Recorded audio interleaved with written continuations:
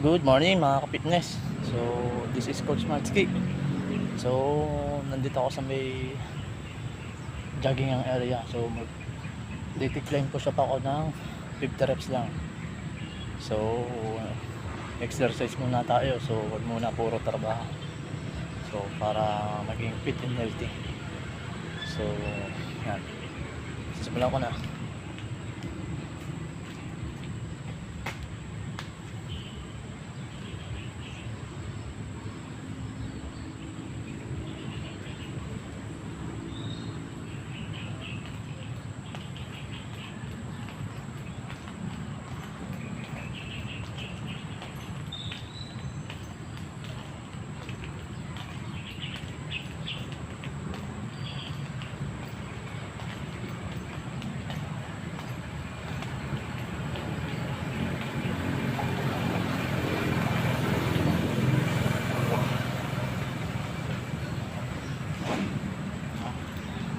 So basic.